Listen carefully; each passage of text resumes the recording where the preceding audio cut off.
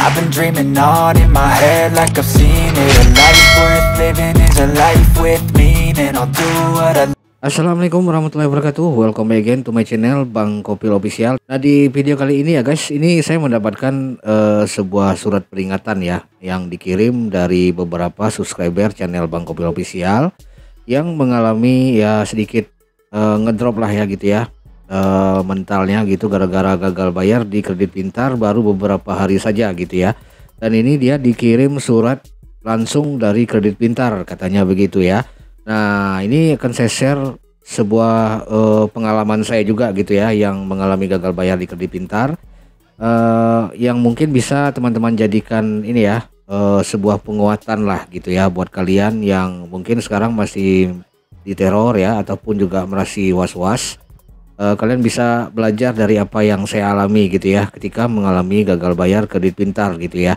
Nah, ini sebenarnya surat seperti ini sebenarnya sudah ada ya semenjak tahun lalu gitu ya, dan saya juga menerima surat ini, tapi itu dikirim melalui WhatsApp ya, WhatsApp saya, bukan langsung dikirim ke rumah, bukan, itu langsung dikirim ke WhatsApp saya. Namun di sini nasabah yang bersangkutan ya, subscriber channel Bang Kopil Official, itu dia langsung dikirim ke rumah. Apakah ini sebagai tanda bahwa debt collector kredit pintar akan datang menjemput ya, menjemput tagihan kalian tersebut, pinjaman kalian tersebut ke alamat kalian. Nah, itu ya berdasarkan surat ini.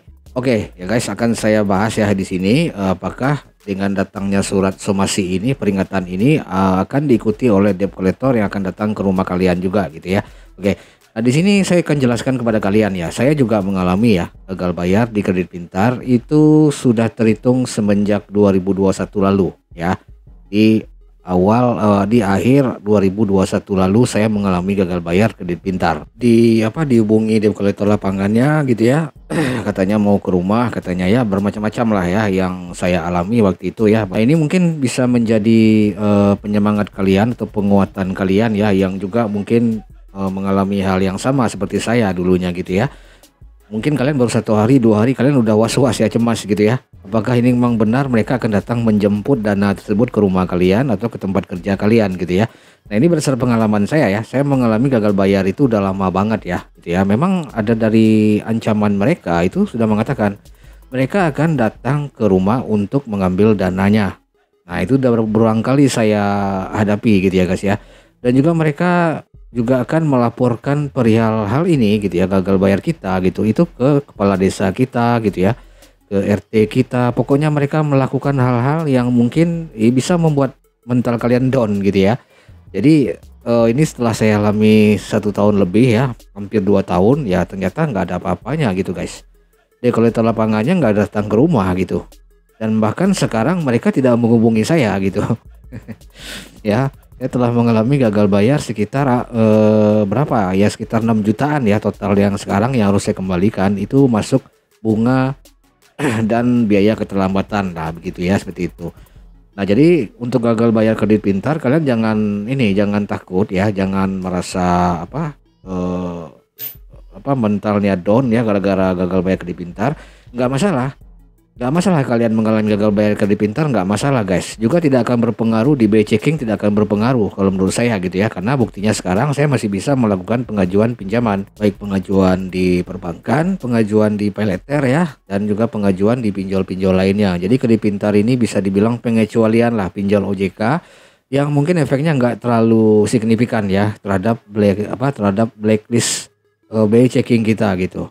Jadi teman-teman yang mengalami gagal bayar, yang baru mengalami gagal bayar 1 sampai 2 hari ya nggak masalah gitu ya, nggak masalah kalian gagal bayar.